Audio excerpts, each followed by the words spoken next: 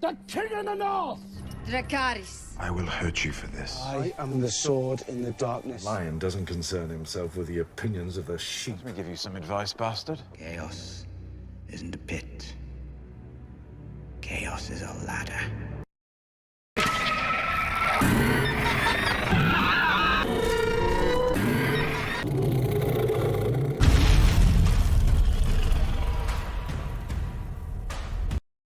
What is up, everybody? Jeremy Ice and Fire here, and welcome to the channel. House of the Dragon gave us many memorable moments in its opening season, and finally gave fans of the book, Fire and Blood, a chance to see all of these iconic moments play out on screen in live action for the first time. And of course, gave us a really great opportunity to see some of these characters get fleshed out a little bit more on screen than they were in the books, as we saw in the case of Paddy Constantine's portrayal of King Viserys. And now, with Season 2 of House of the Dragon slowly getting closer and closer to hitting our screens, I thought it could be a fun time to dive back into Season 1 and rank each one of the episodes that we saw on a scale from 1 to 10, with 10 of course being a perfect episode. Kicking things off with Episode 1, the premiere of House of the Dragon, entitled The Heirs of the Dragon. Overall, it was a really great introduction to this point in time in Westeros history, and of course, starting off with the Great Council of 101 AC gave us some even more added backstory. And it was really cool to see some of these characters come to life on screen for the first time, especially having read about them for many years prior, with notable standouts being Paddy Constantine's performance as King Viserys and Matt Smith's performance as Daemon Targaryen, two roles that were just perfectly cast. Seeing Daemon and the origin of the Gold Cloaks was also very interesting, especially considering the role that they would go on to play later on in the main Game of Thrones series. And of course, one of the highlights of the episode, the tourney. Seeing this tournament come to life was absolutely phenomenal, especially considering how iconic this tournament is among book readers. And I have to applaud Ryan Condal in his efforts for bringing this tournament to life. This was one of the few things that House of the Dragon did much better than Game of Thrones. On House of the Dragon, the tournament felt like a grand spectacle, much like how you read about them in the books. But on the Game of Thrones series, the tournament that they threw in Season 1 for the Hand of the King was less impressive. But up next, we have Episode 2 entitled The Rogue Prince, which I would rate at a generous 8.7. This is one of my lower rated episodes simply because not a whole lot happened. It advanced the plot a little bit and we got a little bit more backstory on some of these characters and some more world development, but not a whole lot else. We did get our first glimpse at the Stepstones and what the Crab Feeder has been doing down there and the dire need that Corlys has been raising to the king, which he has not been taking as serious as of yet. And then, of course, we have the fiasco on Dragonstone when Daemon steals a dragon egg for his unborn child with Mysaria, of whom we later find out isn't even pregnant. Overall, this episode felt more like a setup episode for what was going to be coming next in Episode 3, which is one of my favorite episodes in the season, entitled Second of His Name. And in this episode, we really see the Triarchy and the War for the Stepstones boil over. And Ryan Condal himself describes this episode as Daemon Targaryen's coming out party as a warrior, which is very accurate. We start off by seeing that the war down in the Stepstones isn't going quite as well as we may have hoped for Daemon and Corlys, as the Crab Feeder and his troops have been dug into these caves which are rendering the dragons all but useless in the fight. Until Daemon Targaryen does the unthinkable, and strolls directly into the enemy camp with no dragon, no army, no backup, just him and his Valyrian steel sword, Dark Sister. And we see Daemon start to wave the white flag in an attempt to lure the Crab Feeder and his troops out of the caves, which he successfully does. And just as they get close enough to accept Daemon's surrender, he goes full Blood of the Dragon and goes absolutely berserk on these Triarchy Corsairs, cutting down dozens of them on his way to the Crab Feeder. At which point, young Laenor swoops in on Seasmoke and starts decimating the troops from above as Corlys moves in from a ground assault. And Daemon, of course, eventually makes it to the Crab Feeder and easily dispatches him. Now, unfortunately, we didn't get to see the one-on-one fight between Daemon and the Crab Feeder as it is described in the books, but we do see the aftermath with Daemon strolling out of the cave with the Crab Feeder's torso, ultimately completing his task and his coming out party as a warrior. Up next, we have Episode 4, entitled King of the Narrow Sea, and this episode I would rate a solid 8.9. And it was really cool to see some more of these iconic book moments come to life, like Daemon returning from the Stepstones triumphant, but ultimately laying his crown at the feet of Viserys as the two brothers finally reconcile, only for them to later get into another fight when Viserys finds out that Daemon snuck Rhaenyra out of the Red Keep for some Westerosi nightlife. Up next, we have episode 5, entitled We Light the Way, and this episode I would give a 9.0.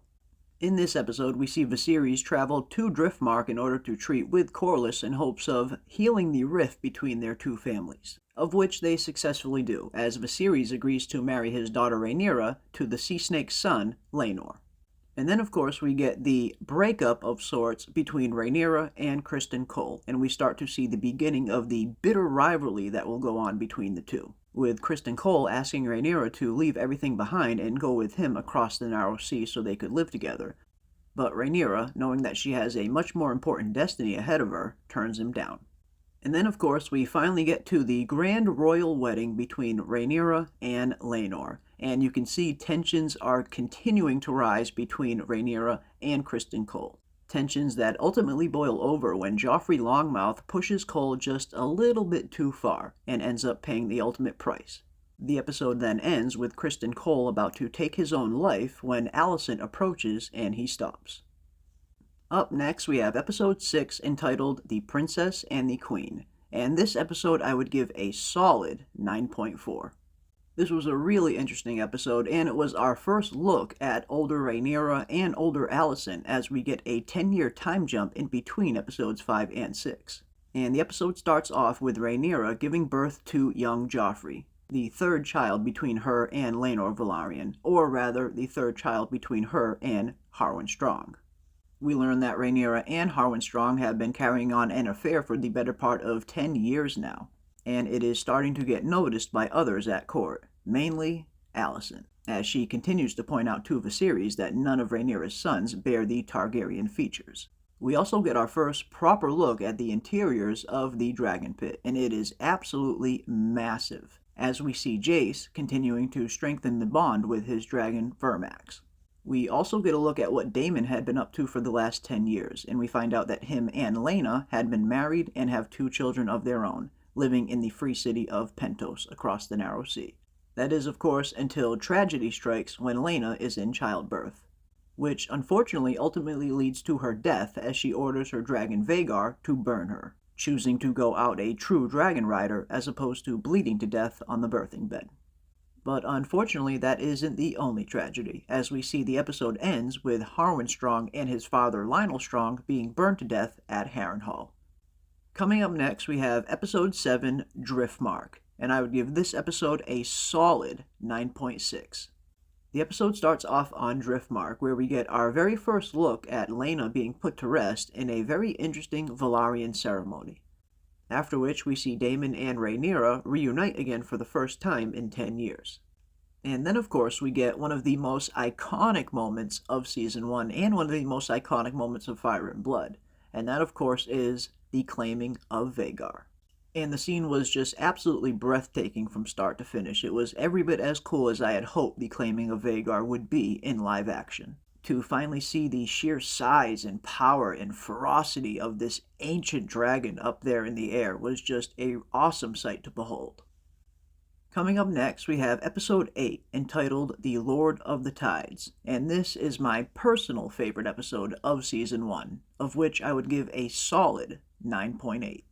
The episode starts off on Dragonstone, where Daemon and Rhaenyra have been living together for the past 3 years or so, where Daemon discovers a fresh clutch of dragon eggs that were recently laid by Syrax, until their time on the island is interrupted when they have to go back to the capital in order to fight for the succession of Driftmark.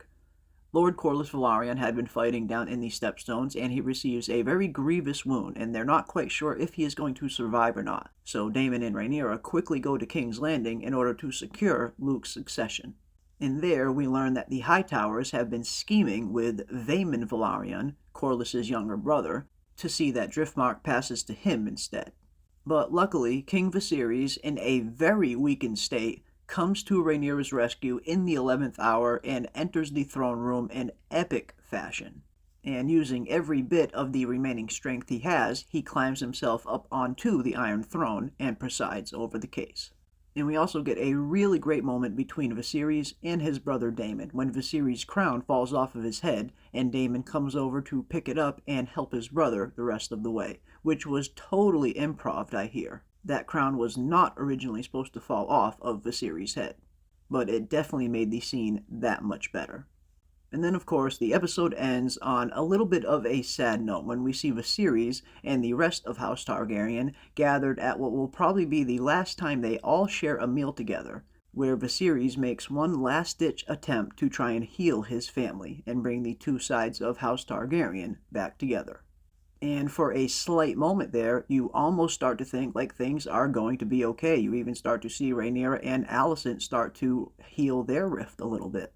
Until, of course, we get to the end of the episode, where King Viserys, unfortunately, passes away. But just before he passes away, he thinks that Rhaenyra is at his bedside, when really it is Alicent, and he's telling her about the prophecy of ice and fire, Aegon's prophecy. And Alicent mistakenly thinks that this is Viserys telling her that Aegon should be king and not Rhaenyra. And this misinterpretation of Viserys' dream is ultimately what will lead to the Dance of the Dragons. Coming up next, we have Episode 9, The Green Council, and this also, unfortunately, was one of my least favorite episodes in the season. At the beginning, we see that the Green Council has been plotting all along to install Aegon instead of Rhaenyra behind Alicent's back, and when Lord Beesbury hears of this, he tries to protest, which ultimately costs him his life. And as if we didn't already know Larys was an absolute creep, we find out that he has a foot fetish on top of it. We also see that Aegon at first doesn't even want the crown and actually tries to run away from his duties, but of course is ultimately caught by Aemond and Criston.